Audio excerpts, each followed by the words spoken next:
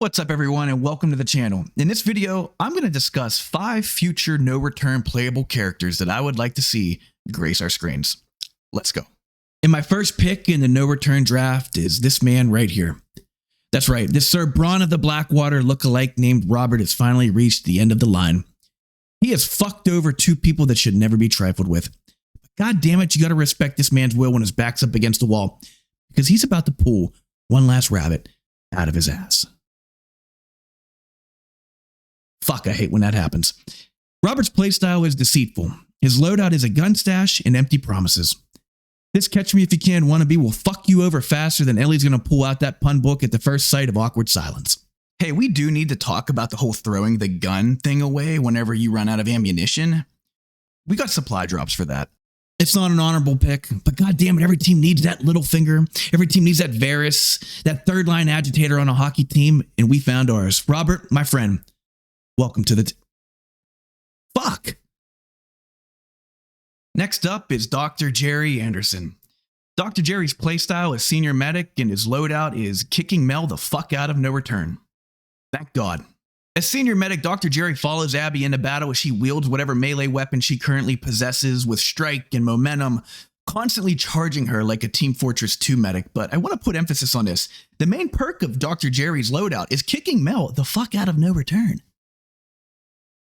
Ah, there she is. Mel possesses a slew of negative facial expressions, such as resting bitch face, I'm going to escalate this phone call to your supervisor face, and I'm going to let my dog shit in your yard and I'm not going to clean it up face. She's got a mound of negative facial expressions balled up together to rival the Rat King. But let's be honest with ourselves. One of the main reasons that we want Dr. Jerry Anderson to grace the future no-return character list is because it's one more way to get Tim Riggins' older brother Billy back onto our screens once again. Third up on the list is Owen Hemingway.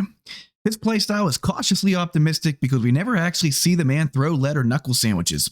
We have seen him use a melee weapon, but sadly it's the one that dangles between his legs. The only battlefield we've ever seen Owen fight on before is the battlefield of love. We know that he has a wild hog that stirs beneath his loins that cannot be satisfied, and god damn it, it's high time we put that to the test, and actually to some good, fighting some common enemies in no return.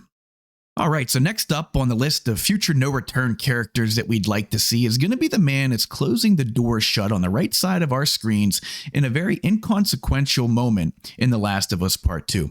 He's one of the 7 individuals that accompanies Abby to Jackson, and I cannot for the life of me recall what the hell this man's name is. Does he actually have a name?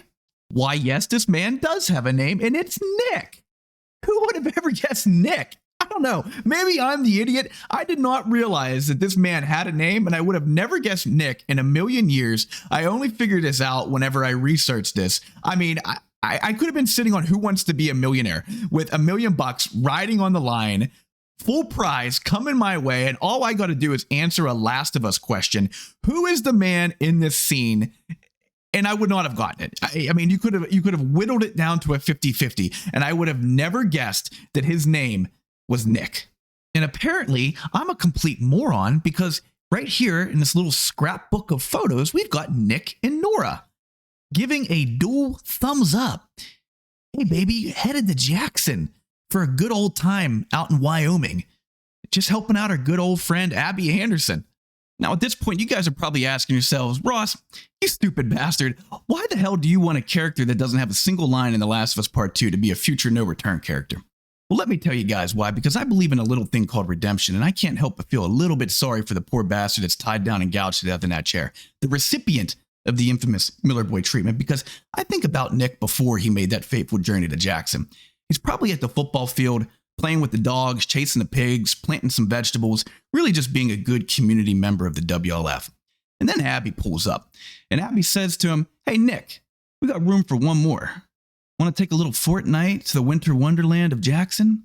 And Nick, who's been waiting for his call up to the big leagues ever since he's been in Seattle, graciously accepts. Hey, why not? Gets me out of here for a couple weeks. I don't have to worry about fighting scars. You know, fighting for land that I don't give a shit about anymore. So Nick gets into the truck with the rest of the crew and they make their way to Jackson. And hey, lucky for Nick, they don't really ask much of him, right? Close a door here, hold a guy back there, and then before you know it, he's back in Seattle. Good job, Nick. Now all of a sudden, he's getting invited out to lunch. he can go and grab a beer with the crew. And Nick also finds out this time, hey, guess what? You did such a good job, Nick. We're going to get you a bomber jacket. We're going to get you a Salt Lake crew jacket. You're going to get your patch. You're going to get your Letterman. Well, not so fast. I mean, we don't make them here. They actually manufacture them in Minnesota, so we're actually going to have to wait for that. But Nick's excited nonetheless, right? He's been ingratiated into the group. He did a good job, and now he gets to strut around Seattle wearing his bomber jacket, right? He's really earned his pinstripes at this point. Well, still waiting on that bomber jacket. Unfortunately, travel and transportation isn't what it quite used to be. At this time, Nick gets sent out to the Saravina Hotel, and the rest is history. As we just saw, Nick was, in fact, the recipient of the infamous Miller Boy treatment. We've seen Joel do it, and now we see the aftermath of what Tommy can do. It's a damn shame because you know what? Next to Leah, Nick probably contributes the least amount to Joel's death. He's really just kind of there, right? He's kind of just present, like I said, closing a door, holding someone back. And he suffers arguably the worst death out of all of Abby's companions. So I feel bad for him. The man needs redemption, people. Okay? He's not going to get it in The Last of Us Part 2. He's not going to get it in The Last of Us Part 3. But God damn it, he could get it in No Return. And with the fifth and final selection of the future No Return playable character list, we have the one and only Seth of the Tipsy Bison. Seth's playstyle doesn't play well with others, and his loadout is bread, deli, and cheese. That man might not be able to shoot a gun, but goddamn, those hands are meant to make a bologna and cheese sandwich.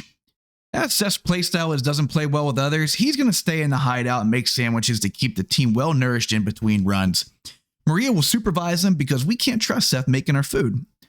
Furthermore, Seth is not permitted to talk or make eye contact with the rest of the team. Seth has proven that he is a complete 100% blue ribbon, grade A asshole. So we're going to have him making our food under a watchful eye. Welcome to the team, Seth. All right, guys, that's it for now. Drop me a comment. Let me know what you guys think. What characters would you like to see in a future No Return DLC? I have to imagine that one day it could possibly happen. I do think that at least adding some new playable characters to the mix is something that Naughty Dog may have in store for us. Let me know in the comments what you guys think. Who would you like to see? What do you think their loadout should be, their play style should be? If you enjoyed this video, please like, and if you want to see more, please subscribe. We'll catch you on the next one. Thanks for watching.